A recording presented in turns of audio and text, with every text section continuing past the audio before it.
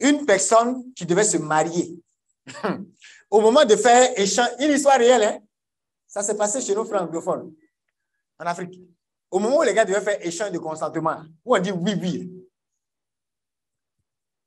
Je ne sais pas si c'est le monsieur ou la dame. Un d'entre eux a entendu une voix l'appeler et il a répondu. Quelqu'un ne comprend pas la révélation. Il y a des oui que tu dois donner à Dieu. Une autre voix va venir pour que tu dises ton oui là à autre chose que Dieu. Quand quelqu'un t'appelle, par exemple, s'il dit Jacques, est-ce qu'il y a un Jacques ici? Hein? Jacques. C'est ton deuxième prénom. Donc, quand je te dis Jacques, tu réponds. Tu auras tendance à dire oui. C'est pas ça? Quand le gars, il a entendu une voix, au lieu de dire oui à sa femme, il a dit oui à la voix. Là. En même temps, il est devenu, c'est-à-dire il est tombé là. Tombé. Mort. Dans le mariage, là. En temps, ils étaient allés faire quoi? Signer. C'est-à-dire que la cérémonie même, là, une partie est finie. La partie où ils s'en vont signer, le monsieur est tombé comme ça et puis c'est fini. Les gens sont en train d'attendre là-bas. Vous savez quoi? Les serviteurs de Dieu qui étaient là sont retournés. Puis ça a duré. Ils sont retournés aller dire aux gars, chantez, louez. Mais c'est qu'est-ce qu'il a dit qui dit louez, louez plus fort. Vous savez pourquoi ils ont demandé la louange? Parce qu'ils ont essayé toute forme de prière. Le monsieur là, ne se lève pas. Il a entendu une voix. Jacques, il a répondu, il est mort. C'est-à-dire, il y a des attaques et puis il y a des attaques. Il y a une dimension de diablerie, si je dois dire ça comme ça, et de méchanceté satanique. Quand ça t'arrive, là, c'est pas maintenant que tu as écrit le courrier, cher évêque, me donnez-vous la permission de prier? Hey, tu vas prier, après tu as fait la permission. C'est-à-dire, c'est là, tu vas te souvenir que tu as un Saint-Esprit. Ils ont prié toutes les prières. Le monsieur ne se lève pas. Et puis quelqu'un s'est souvenu que quand on prie, que souvent ça ne fonctionne pas, il faut essayer la louange. Alléluia. Ils ont dit aux gens de l'autre côté là, louez, louez, sans expliquer ce qui se passe. On arrive, louer. Donc ça loue là-bas. Aussi, louange, déclaré. Ils ont ressuscité mon là. Bon, maintenant, dites-moi, vous qui êtes ici, vous allez venir me dire quoi? C'est à ces gens-là, vous allez faire une théologie et une doctrine pour leur expliquer que, à part Lazare, là, plus personne n'est ressuscité. Ils vont te gifler. Parce qu'ils ont eu leur Lazare. Amen. Ou bien, ils ont eu leur Lazare. Donc, pardonnez. Dans l'église catholique, il y a eu des saints. Dans l'église catholique, il y a eu des mystiques. Et il y en a encore. Et notre Dieu, il n'a pas déménagé. On connaît son adresse. Dis amen fort. L'adresse aussi de sa puissance, là, elle est intacte. Toi, tu peux déclarer que dans mon territoire, il n'y a pas de guérison, mais Dieu l'a guéri. Et toi, tu ne peux pas changer ça. Alors, laissons Dieu être Dieu dans nos vies. Amen. Qu'à cette Pentecôte, on laisse Dieu être Dieu dans nos vies. Alléluia. Ce que Dieu veut faire à travers toi, laisse Dieu agir. Un point. On est d'accord? Je prie que le Seigneur brise tout ce qui empêche le Jacques là de venir. Hein? Il y a des voix que les gens entendent quand ils doivent venir à toi et qui les empêchent de venir. Mais aujourd'hui, ton oui au Saint-Esprit, là, ils ne vont pas entendre d'autres voix. Amen. Celui qui doit venir entendra la voix de Dieu pour venir. Tu sauras que toi aussi, tu as l'autorité de la parole. Amen. Et souvent, tu ne prophétises pas parce que tu ne vois pas. Il y a beaucoup de choses, si vous voyez, vous n'allez pas vous taire. Vous allez annoncer ce qu'il y a. Et vous allez faire la prière qui correspond aussi pour briser ce qui doit être brisé. Alléluia. La première intention que nous allons prendre, nous allons prier pour l'autorité de notre parole. Parce que le Seigneur a mis sur la langue des Pierre, des Paul, des apôtres, il a mis une parole. C'est pas ça?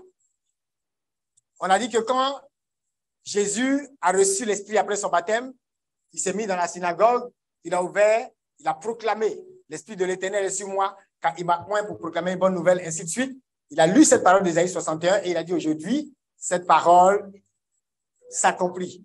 Et on a dit que les biblistes faisaient le parallèle avec Pierre, qui lui aussi reçoit l'Esprit et une parole arrive sur sa langue. Dis à quelqu'un, une parole vient sur ta langue. On ne peut pas avoir le Saint-Esprit et puis avoir la bouche close. Et ta destinée sera toujours close tant que ta bouche sera comment? Close. Il faut ouvrir ta bouche, pas pour les bavadages. Et j'ai pris la peine de vous dire comment même au niveau humain, les gens étaient capables de dire à un directeur, tu te tais en réunion parce que tu n'as pas 300 heures de contact. Ça veut dire que tu n'as pas l'expérience avec le consommateur. Tu vas dire quoi qui montre que tu le connais? Tu vas inventer des produits qui ne correspondent pas à ces réalités. Les chrétiens d'aujourd'hui, l'Esprit de Dieu viendra pour mettre la parole à propos sur votre langue. C'est-à-dire la parole qu'il faut, la parole dont le monde a besoin. Et puis en plus, vous, dans cette nation de France et en Europe, vous voyez à quel point des gens ont cultivé une certaine incrédulité. Regardez aujourd'hui l'Église. Regardez l'Église. On est là, il y a des petits malins qui veulent tout mettre maintenant sur une affaire d'abus. Quand on va parler de prêtres catholiques, ils vont dire abus. Quand on va dire l'Église catholique, abus. Et la réalité, c'est que l'ennemi est en train d'utiliser certaines choses pour faire croire que l'arbre est pourri. Or, un fruit peut être pourri, mais il tombe. L'arbre est intact, dit amen fort. Et l'arbre continue de produire des fruits. Le ver peut attaquer un fruit sans que l'arbre même ne soit touché. Vous vous souvenez que cette affaire d'abus, on a prophétisé là-dessus. Et on a fait cette prière. Il y a une autre chapelle qui est où ça? On a même diffusé la vidéo une année. Je crois que c'était en 2000, il y a peut-être 3 ans ou 4 ans, avant qu'il y ait toutes ces histoires de rapports et autres. Il y avait une chapelle quelque part là-bas. C'est pas, je ne sais pas, hein? Hein? C'est un peu grand comme ça, là. On avait ça comment? Et je t'entends de dire ces mêmes paroles. Pour dire l'arbre est intact. Je veux compris que tu déclares quelque chose dont le monde a besoin. Parce que quand les gens dans cette nation sont en train de mettre tout sur les abus, il y a une parole qu'ils n'ont pas entendue. Il y a un besoin que toi, chrétien, tu n'as pas comblé. Laisse le prêtre à part. Je parle de toi. Fais ta part. Amen. Lorsque les grandes multinationales répondent aux besoins de leurs consommateurs, le consommateur récompense la multinationale en venant davantage acheter. C'est ce qui fait que le chiffre d'affaires là, ça monte. Regardez même la drogue. Même la drogue, on se bat contre la drogue, n'est-ce pas? On lutte contre la drogue, n'est-ce pas? Dans tous les pays. Mais vous n'avez pas remarqué une chose? Beaucoup de jeunes continuent d'être addicts. Parce que ça répond à un de leurs besoins, mais ils répondent mal à ce besoin. C'est vrai ou c'est faux? Si toi, tu peux répondre aux besoins de ce jeune qui est addict et tu réponds à ses besoins avec la parole d'autorité, la parole prophétique, le kérim chrétien que l'Esprit met sur ta langue, tu vas voir qu'il y a quelque chose qui est plus fort que la drogue. Amen. C'est pourquoi vous arrivez chez nous, vous allez trouver des personnes qui témoignent en disant, depuis que je suis arrivé dans ce groupe ou bien dans ce centre, ça fait 2 ans, ça fait 3 ans, je n'ai pas touché à la drogue, je n'ai pas touché à l'alcool, je n'ai pas touché à... Qui a ce genre de témoignage autour de lui? Hein? Ou des personnes ont vu leur addiction brisée. Qui a ce genre de témoignage autour de vous? Qui a entendu ce genre de témoignage? Mais nous, on entend ça tout le temps. Et c'est la preuve que quoi? La personne pensait qu'elle ne pouvait pas faire un jour en touchant à l'alcool. D'autres, c'était le tabac, d'autres, la drogue. Et ils se rendent compte qu'il y a quelque chose qui est supérieur à la drogue, à l'alcool, au sexe et tout, et qui peut combler leurs besoins au-delà de ce qu'ils peuvent attendre ou imaginer. Dis à quelqu'un, tu es cette personne que l'Esprit de Dieu veut utiliser pour combler les besoins de ses enfants, au-delà de ce qu'ils peuvent penser, espérer et imaginer. Alléluia. Est-ce que tu es prêt à ça? À te laisser disposer. Pour dire, cet esprit, utilise-moi, me voici. Je veux aller avec toi. Ce que tu veux faire. Oui. Sinon, on sera toujours là en train de se plaindre. Mais je vois des gens parmi vous, même ici en France, des personnes qui ont passé leur temps à lancer des pierres à l'église, à l'église, à l'église. Vous dites l'église est ceci, l'église est cela.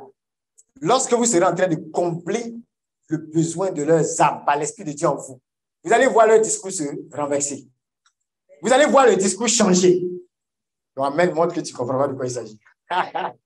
Tu vas voir le discours prendre une autre tournure. Il y a des personnes, si ce n'était pas peut-être toi et toi, ils auraient peut-être quitté. Mais il y a quelque chose dans ta vie qui leur a apporté la preuve que ce que le prêtre dit est vrai. Que ce que la Bible dit est vrai. Il ne faut pas attendre que ce soit l'évêque ou le pape qui vienne le faire pour toi. Le pape ne sera pas dans ta maison ou dans ton entreprise. Mais ce qu'il te dit, tu pourras en être le témoin dans ton entreprise. Amen. Et le témoin dans ta maison. Alléluia. Sa prière te suffit. Va et manifeste ce que tu dois manifester. Alléluia. Alors tu vas prier, tu vas élever la voix. Tu vas demander au Seigneur cette parole prophétique. En mon nom, ils chasseront les démons. Mais aussi la Bible dit, ils imposeront les mains aux malades, ils seront guéris. Sur mes serviteurs et servantes, il sera répandu quoi? L'esprit. Et ils prophétiseront. Ce qui veut dire que l'esprit s'accompagne toujours de quelque chose, d'un effet sur la langue de celui qui est affecté. Alléluia. L'esprit ne peut pas être là, puis une parole ne va pas sortir. Amen. Et j'ai dit que cette parole devait être audible. C'est aussi une caractéristique de l'esprit. On doit te comprendre. Les gens doivent dire, vous voyez, en théologie, la théologie morale, elle a un peu cet objectif-là aussi. De s'assurer que la foi soit audible, crédible, quelque part. De sorte à ce que, quand il y a certains problèmes dans l'Église, qui affectent peut-être l'aspect moral et tout, les théologiens vont en parler, ils vont discuter. Pourquoi? Parce qu'ils ont ce désir de voir une Église qui est crédible, qui est relevante. C'est pas ça? Imaginez, vous dites toujours à votre enfant, ne fume pas, c'est pas bon pour les poumons. Et puis pendant que tu es en train de tirer la fumée, là, la nuée de gloire même en train de s'élever comme ça dans la maison. Une nuée, c'est dans la gloire de la fumée de la cigarette. Et tu es en train de dire à l'enfant, pendant que tu l'empoisonnes, ne fume pas, papy, tout, c'est pas bon pour les poumons. Tu n'es pas relevant, ton message n'est pas crédible. Tu vois? On dira que ta foi est inaudible. C'est comme la foi, elle est inaudible. Quand on dit une chose, mais ça n'a pas d'autorité. Parce que les gens nous regardent. Ils ne voient pas en quoi cette parole a de l'effet. Ils ne voient pas le résultat dans ta propre vie. Mais ça va changer. Et cette Pentecôte serait un point de départ. Amen. Pour que les choses changent. Amen. Il y a eu des François d'Assise. Il y a eu des Antoine de Padoue. Qui pensent qu'au moment où ces gens-là étaient là, l'Église était morte? Enfin, qui pense que l'Église n'avait pas de problème? Quelqu'un disait, un auteur disait, il n'y a pas d'âge d'or de l'Église. Que même au temps de Saint-Antoine de Padoue et François d'Assise, 13e siècle, eux-mêmes décrivaient aussi leur temps avec les qualificatifs du temps de Noé. Ça veut dire qu'eux aussi ils reconnaissaient que ça n'allait pas. Dis à quelqu'un, même si ça ne va pas en France. Même si ça ne va pas dans nos nations. Même si ce qui s'est passé au temps de Noé, la débauche, la dépravation et tout ce que vous pouvez imaginer, dis à quelqu'un, même si ça ne va pas dans notre temps, je serai la lumière par l'Esprit de Dieu pour éclairer les ténèbres des hommes. Et c'est ce qu'ils ont été. C'est-à-dire que vous et moi, on ne peut pas changer le président Macron. Vraiment, c'est peut-être trop tard pour ça. Dis amen fort. Ou bien, en plus, c'est un adulte. Ou bien, ne change pas les adultes comme ça, vous n'avez pas remarqué. Touche ton voisin, dis-lui toi-même, tu connais, non? Voilà. On ne change pas les adultes comme ça. Donc, vous allez gréver, vous allez sauter, vous allez taper salto. Le président Macron, là. On n'a pas la prétention maintenant de le changer. On peut prier. Bon, on n'est même pas sûr que... Regardez, il a son libre arbitre. Il y a des choses qu'il va faire, ça va vous plaire. Il y a des choses, ça ne va pas vous plaire. N'est-ce pas? C'est pareil pour le gouvernement. Et si c'est les habitants, là, c'est gâté. Par exemple, dans les habitants, il y a des gens qui vont toujours à l'envers des choses. Quand on va à gauche, eux, ils vont à droite. Il y aura toujours des gens comme ça dans cette France. Et dans le monde, vrai ou faux? Des gens qui vont à contre-courant et qui veulent toujours tout gâter. Ça existera. Et je te dis une chose, il ne faut pas te frustrer. Je te dis, tu ne risques pas de pouvoir les changer forcément. Tu ne risques pas forcément de prévoir leur réaction. Mais il y a une chose que tu peux prévoir. C'est ta propre autorité. C'est ta propre parole. C'est la propre lumière en toi. Amen. Tu peux dire, je ne peux pas changer le président, peut-être. Dieu même ne peut pas l'obliger à être X, Y ou Z. Dieu même ne nous oblige pas. Je ne peux pas changer les habitants, peut-être. Mais il y a une lumière qui peut briller.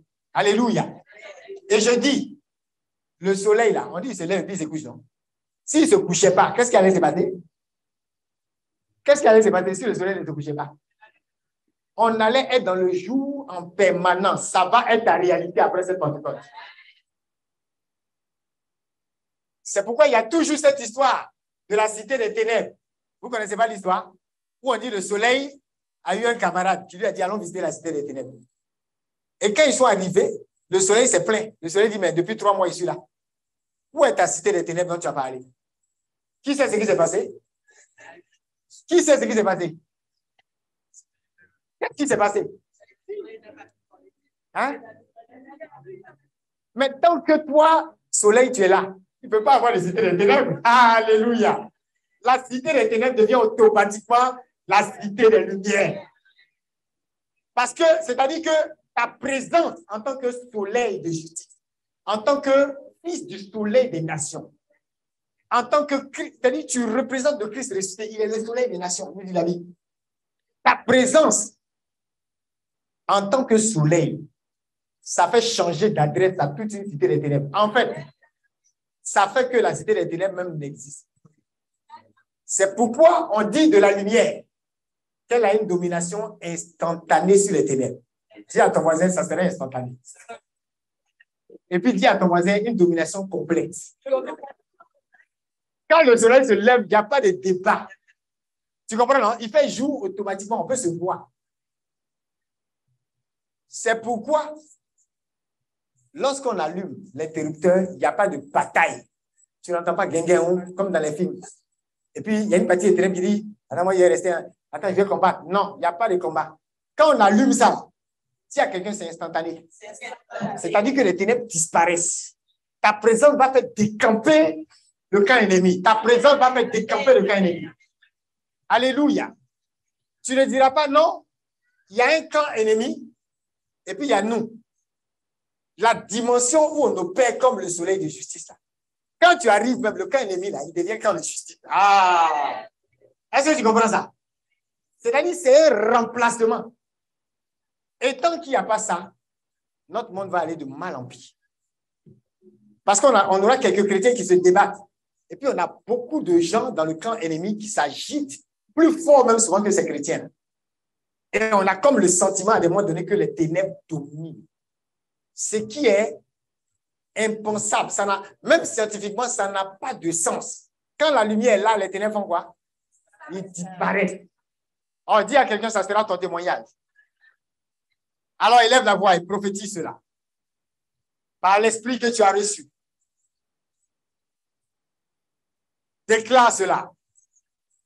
Prophétise sur ta propre vie. Sur mes serviteurs et servantes. Je répandrai de mon esprit. Vos fils et vos filles prophétiseront.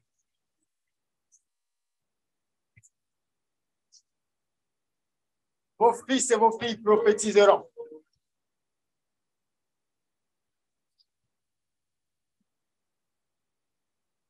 Prophétise sur ta propre vie.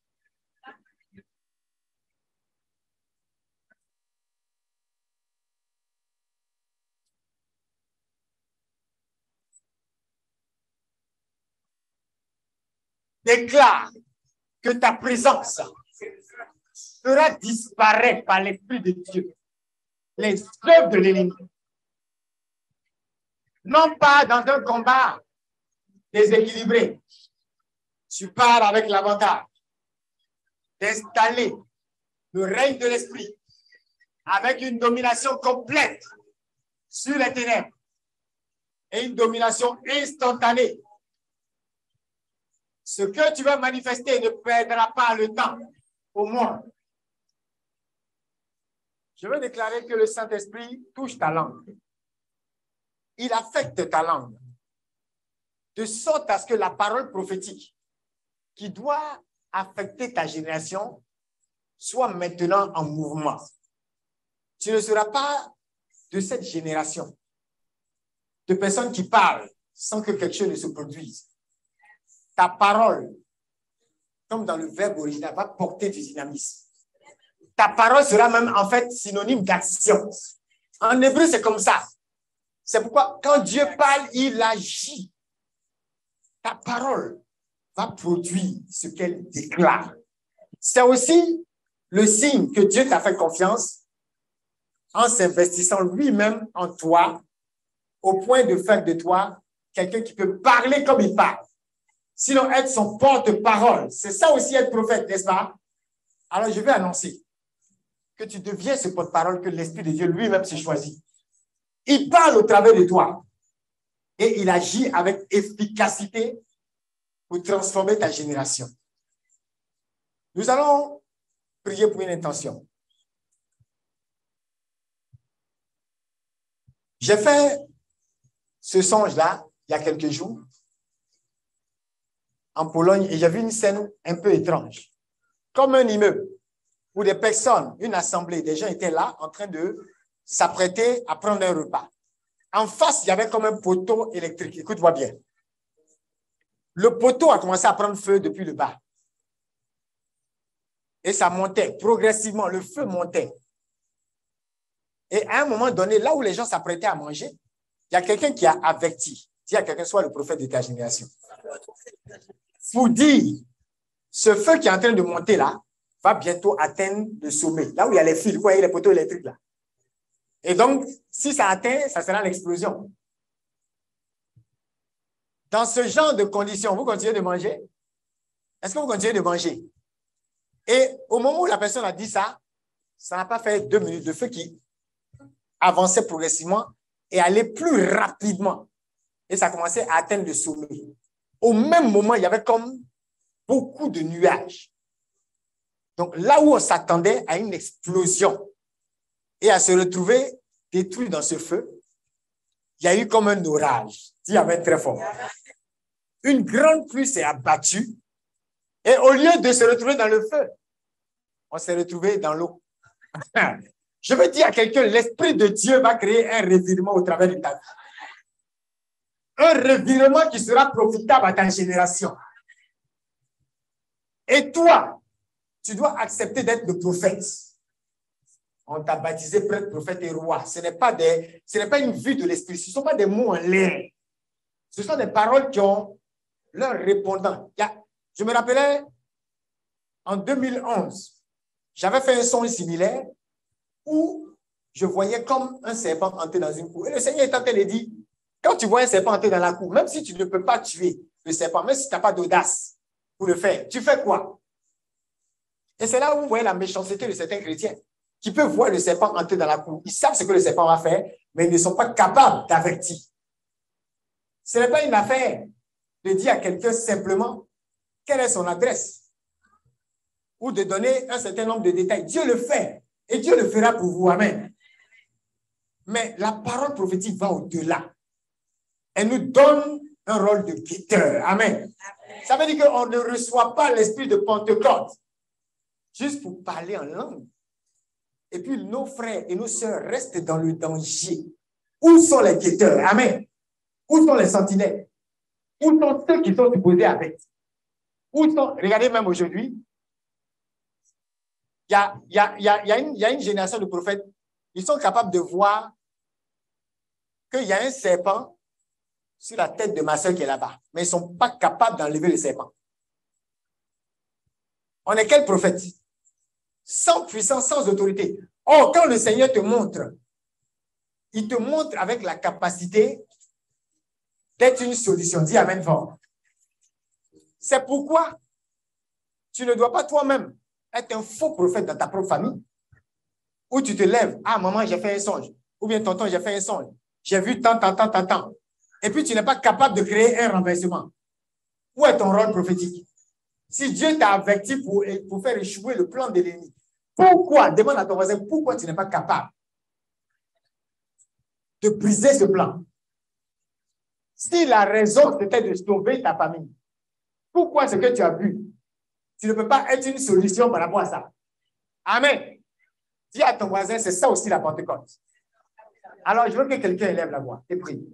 Et déclare que le Seigneur lui accorde cette grâce prophétique, cette grâce de pouvoir avertir ses frères, ses sœurs par l'Esprit de Dieu. Et en même temps, que le Seigneur, par ta vie, crée le revirement et le renversement. De sorte à ce que là où le feu étranger devait détruire ta génération, le feu de l'Éternel brûle en toi et puisse attirer les eaux vives qui vont comme anéantir ce feu de l'ennemi. Il y a le feu de l'esprit, mais le diable aussi a un feu étranger. Élève la voix et prie maintenant que le Seigneur t'utilise par son esprit, par son feu, pour comme contrecarrer tout plan de l'ennemi de détruire tes frères et tes sœurs par un feu étranger. Et si toi-même tu étais une cible de ce feu étranger de l'ennemi, que le Seigneur lui-même arrive et t'apporte la délivrance. Que là où il devait avoir ce feu de l'ennemi, l'orage de l'Éternel soit déployé. Car l'Esprit de Dieu vient aussi comme les eaux vives